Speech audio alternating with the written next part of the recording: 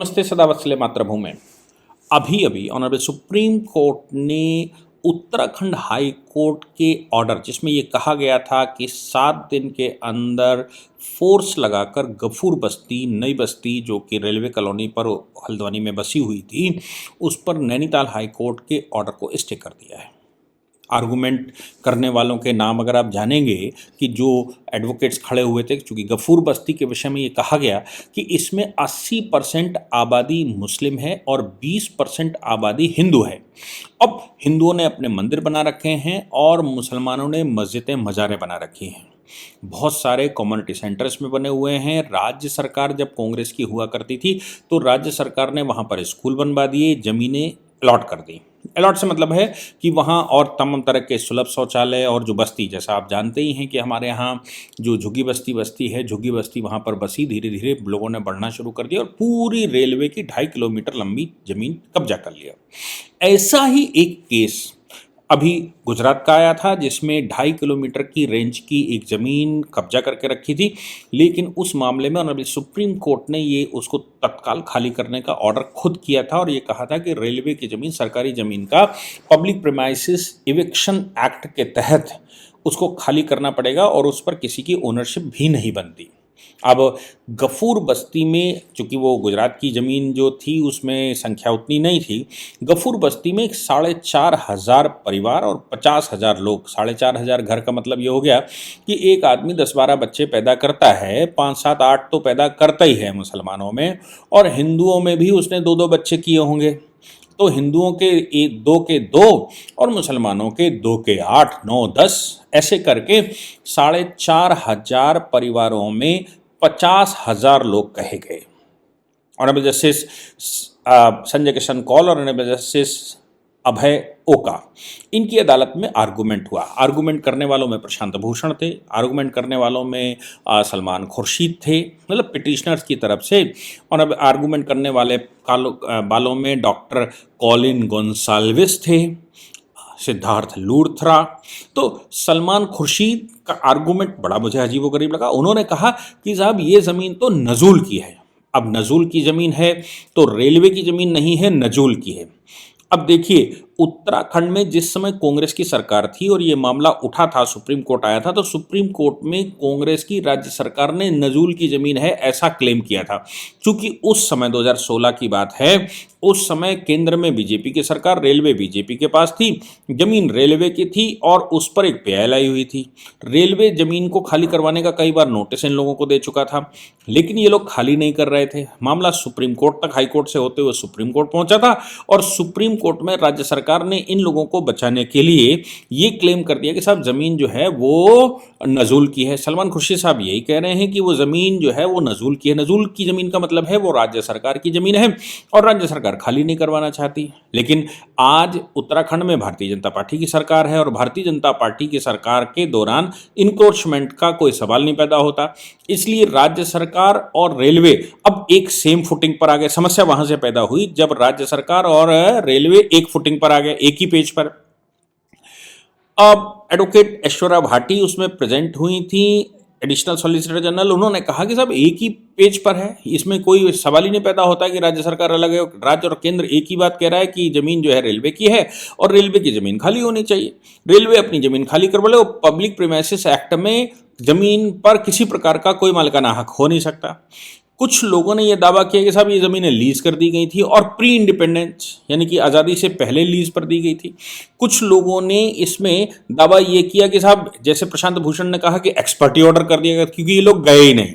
बहुत कम लोग ये बस्ती की तरफ से उपस्थित हुए, उनको मालूम था 50,000 लोग हैं, राज्य सरकार लड़ ही रही है, कांग्रेस की सरकार उनके लिए लड़ रही है, तो फिर उनकी ज़मीन खाली होने वाली नहीं है। अब ऐसी ज़मीन पर ये लोग क्लेम कर रहे हैं कि साहब पिछले 50-60 साल से कोई रह रहा है, किसी को लीज कर दी गई है, किसी के डॉक्यूमेंट, और लोगों का कहना ये है कि हमारे वैलिड डॉक्यूमेंट कांग्रेस सरकार ने बना रखे हैं। कांग्रेस सरकार जब तक थी, ये तो टीवी पर भी स्टेटमेंट चल रहे हैं कि साहब कांग्रेस सरकार थी, वो उसने एफिडेविट हमारे पक्ष में लगाया था। जब से ये बीजेपी सरकार आई है, बीजेपी सरकार साहब हमको जीने नहीं दे रही है, परेशान कर रही है, ये वो फला ढिमाका। हाई कोर्ट ने पूरी बात सुनने के बाद कई बार चूंकि इविक्शन का ऑर्डर हो चुका था तो तत्काल इविक्शन का ऑर्डर कर दिया था और ये कहा था कि इस पर अगर ये लोग खुद खाली ना करें तो इस पर फोर्स लगा दी जाए, पैरामिलिट्री फोर्सेस। उस समय कांग्रेस की सरकार को उन्होंने कहा भी था, तो कांग्रेस ने फोर्सेस लगाने से मना कर दिया था फोर्स के माध्यम से। तो उन्होंने केंद्र को कहा था कि पैरामिलिट्री फोर्सेस लगाइए इसमें और इसमें सेना लगाकर इसको खाली करवाइए, लेकिन तब वो हो नहीं पाया। अब जब मामला फाइनल पर पहुंचा है और कई बार पिछले 6-7 वर्ष से बहुत कुछ इसमें ऊधम होने के बाद, यानी कि बार बार सुप्रीम कोर्ट, हाई कोर्ट, ये इविक्शन ऑर्डर, ये ऑर्डर, इन लोगों को लगा कि कुछ खाली होने का नंबर आ नहीं सकता। हम 50,000 लोग हैं, ह्यूमैनिटेरियन ग्राउंड, भारत का समाज तो ह्यूमैनिटेरियन ग्राउंड भी बड़ा भारी होता है, तो ह्यूमैनिटेरियन ग्राउंड पर हमको ये बचा ही लेंगे। और कांग्रेस की राजनीति ऐसी है, कांग्रेस और समाजवादी पार्टी की, कि वो हमको बचा ही लेंगे क्योंकि हम उनका वोट बैंक हैं और हम उनके पक्ष में ही जो भी उधम शुधम मचाते हैं। सीए के प्रोटेस्ट में भी इन लोगों ने बढ़ चढ़कर हिस्सा लिया था। तो ऐसी परिस्थिति में इन लोगों को लगा कि हमको बचा ही लेंगे। लेकिन जब हाई कोर्ट का सीधा ऑर्डर आ गया और कहा गया कि पैरामिलिट्री फोर्सेस लगाकर 7 दिन के अंदर नहीं खाली करना चाहते तो 7 दिन के अंदर इनको खाली करवाया जाए। इस मामले में ऐश्वर्या भाटी जी का कहना बिल्कुल साफ था कि भाई डेवलपमेंट के लिए जो जगह चाहिए वो जगह हमारे पास है नहीं, तो रेलवे को वहां विस्तार करना है, रेलवे की जमीन को खाली करना ही होगा। दूसरी बात उन्होंने जो बड़ी महत्वपूर्ण की, जब कोर्ट ने ये कहा कि भाई विदाउट रिहेबिलिटेशन प्लान, यानी कि बिना पुनर्स्थापना के प्लान के आप कैसे हटवा सकते हैं, 7 दिन के अंदर ये लोग कहाँ जाएंगे। वो लोग भी ये बोर्ड लगाकर यही खड़े हुए हैं कि साहब हमारे घर में बच्चे हैं, हमारे घर में बूढ़े हैं, हमारे घर में अपाहिज हैं, इनको कहाँ लेकर जाएं। सवाल यहां पर ऐश्वर्या भाटी जी ने जो कहा कि भाई रिहेबिलिटेशन के लिए इनको ऑफर किया गया था, रिहेबिलिटेशन ये करना नहीं चाहते, ये जमीन पर क्लेम कर रहे हैं और ये कह रहे हैं कि जमीन हमारी है। कोर्ट ने ये कहा कि जमीन आपकी है, लेकिन ये मान लिया जाए कि अगर ये रेलवे की जमीन भी है और ये मान लिया जाए, और हम ये मान कर चलते हैं क्योंकि उस पर पूरा ऑर्डर हो चुका है और उस पर पूरा ट्रायल चल चुका है, हाई कोर्ट भी उसको देख चुका है, तो हम ये मान कर चलते हैं कि ये जमीन रेलवे की है, तो भी क्या मानवता के ग्राउंड पर इनको हटाया जा सकता है? कि एकदम हटाना उचित होगा? सवाल इसमें दूसरा था जो ऐश्वर्या भाटी जी कह रही थी, मतलब सरकार जो एएसजी कह रही थी, वो ये थी कि साहब ये रिहेबिलिटेशन चाहते ही नहीं है। रिहेबिलिटेशन की इनकी एक बड़ी भारी समस्या है। गुजरात में रेलवे स्टेशन का जो रिहेबिलिटेशन हुआ था उसमें सबसे पहली बात तो ये हुई कि व्यक्ति चिन्हित किया जाएगा, जो वैलिड व्यक्ति होगा उसी का रिहेबिलिटेशन हो सकता है। तो ये रिहेबिलिटेशन के लिए इसलिए राजी नहीं है क्योंकि लोगों का कहना है बड़ी संख्या में बांग्लादेशी और रोहिंग्या इसमें रहते हैं और रोहिंग्या और बांग्लादेशी का एनआरसी हो जाएगा, इनका नेशनल सर्टिफिकेट मान लिया जाएगा या इनका बैकग्राउंड पूछ लिया जाएगा या इन पर इन्वेस्टिगेशन हो जाएगा सही से, तो फिर ये क्लेमेंट नहीं रहेंगे। अब 50,000 लोगों में से अगर 40,000 लोग ऐसे हैं जो क्लेमेंट नहीं रहेंगे, यानी कि 4,000 परिवार ऐसे हैं जो क्लेम नहीं कर सकते। क्यों? क्योंकि उनके पास वैलिड सर्टिफिकेशन नहीं है, उनका पैतृक निवास प्रमाण पत्र नहीं है, उनका मूल निवास प्रमाण पत्र नहीं है, वो भारत के निवासी अगर नहीं है तो ऐसे लोगों को रिहेबिलिटेशन कैसे कर दिया जाएगा?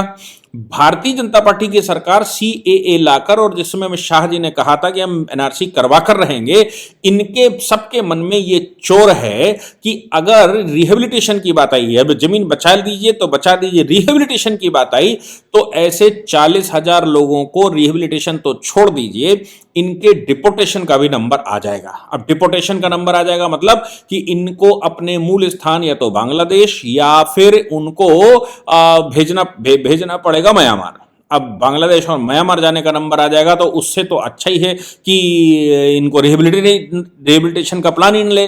इसलिए इन लोगों का, जो सरकारी वकील का कहना था कि ये लोग रिहेबिलिटेशन के लिए राजी नहीं है, इनका सिर्फ एक तर्क है और वो ये है कि हम 70 वर्षों से, 60 वर्षों से, 50 वर्षों से, 30-40 वर्षों से यहाँ पर रह रहे हैं, इसलिए इसकी ओनरशिप हमको दी जाए।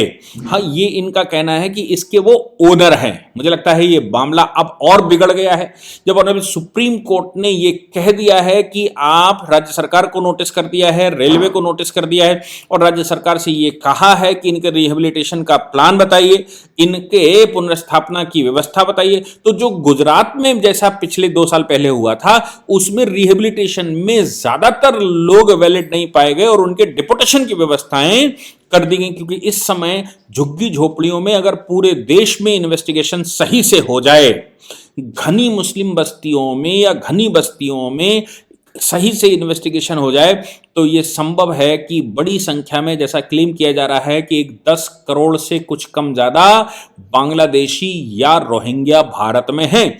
ये सब पकड़ जाएंगे। बांग्लादेश सरकार उनको वापस लेने को तैयार है, म्यांमार सरकार उनको वापस लेने को तैयार है। मोदी सरकार दोनों से बात कर चुकी है। डिपोटेशन सेंटर खोल दिए गए हैं, उन सेंटरों में लोगों को रखा जा रहा है। असम में एनआरसी में बहुत बड़ी संख्या में लोग पकड़े ही गए हैं। बंगाल करवाना नहीं चाहता क्योंकि उनको मालूम है कि उनके पास बांग्लादेशी और रोहिंग्या बड़ी संख्या में है।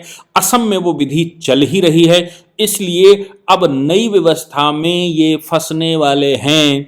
इसलिए पूरा कुनबा, चाहे वो गंसालविस हो, चाहे वो सलमान खुर्शीद हो, चाहे वो प्रशांत भूषण हो, लूथरा जी हो, जो भी उनके पक्ष के कांग्रेस सपोर्टेड लोग हैं, वो सब ये कोशिश कर रहे हैं कि किसी तरह से इस जमीन पर ओनरशिप रखी जाए, इनका रिहेबिलिटेशन न होने पाए।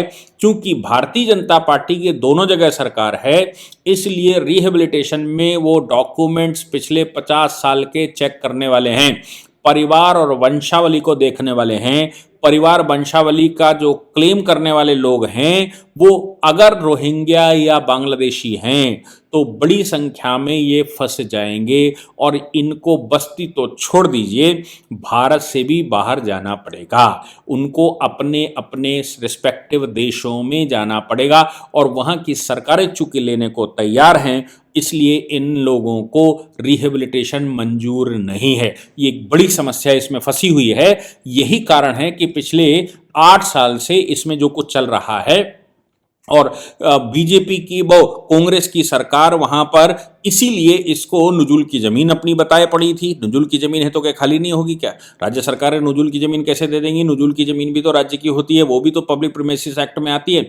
पब्लिक प्रीमिसेस एक्ट में क्या ऐसे ही दान कर देंगे क्या? उसके रिहेबिलिटेशन के लिए आप नहीं चेक करेंगे क्या? तो अगर पब्लिक प्रीमिसेस एक्ट के तहत नुजुल की भूमि भी है तो जो रेलवे की भूमि में लोग रह रहे हैं उनको रिहेबिलिटेट करना पड़ेगा। रिहेबिलिटेट करने के लिए उनके प्रॉपर डॉक्यूमेंटेशन करने पड़ेंगे और इनको अगर इंदिरा आवास या जो प्रधानमंत्री आवास योजना का लाभ लेना है तो उस योजना में ही इनको रिहेबिलिटेट किया जाएगा। अगर उस योजना में इनको रिहेबिलिटेट किया जाएगा तो इनके डॉक्यूमेंटेशन निकाले जाएंगे तो डिपोटेशन होगा, ना कि रिहेबिलिटेशन। इसलिए अब बहुत बुरी स्थिति फंस चुकी है वहां पर। सुप्रीम कोर्ट ने अपने विवेक और जो रास्ते होते हैं उसके अनुसार रिहेबिलिटेशन का ऑर्डर अगर कर दिया और ये कह दिया कि इनका रिहेबिलिटेशन करवाया जाए तो मुझे लगता है और बड़े संकट में ये लोग फंसने वाले हैं।